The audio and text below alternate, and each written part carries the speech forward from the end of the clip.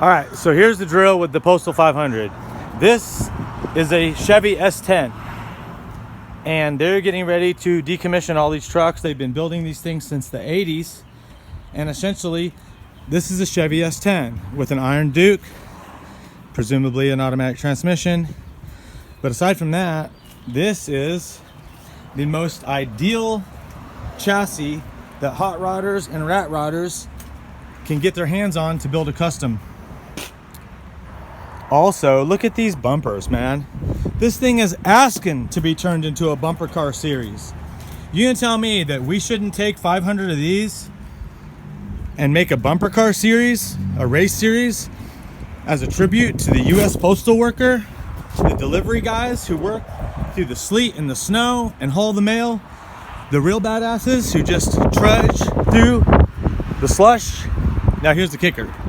All right, some of these things you take and you make a little racing series out of them, and when you get done beating all the bodies up, you take it off, and that's the thing, you don't throw it away or scrap it. What we do with a bunch of these, there's millions of these, you know that, right? And they're all over the country. What we need to do is take these bodies off and make them into little sleepers for homeless people. You know how Scott Rainey has a sleeper in his truck that he crawls into after he's done driving all day? Imagine if we took all these bodies with all this space right here and you put a bed in there. A little queen bed right back there with a little kitchenette or whatever you gotta have right here. Tiny home's all the rage, right? And what I'm looking at here is a tiny home on wheels. Only everybody says the wheels is junk. Everyone's like, don't touch those things with a 10-foot pole. They're garbage, they catch on fire. So what I'm saying is, make a tiny little sleeper for all the homeless people that don't have homes in San Francisco and all over the place.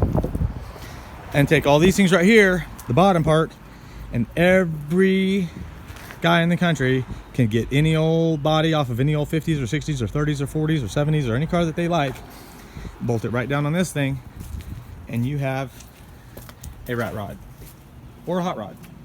There's a guy right now who's drag racing one of these with a 6-liter LS motor in it.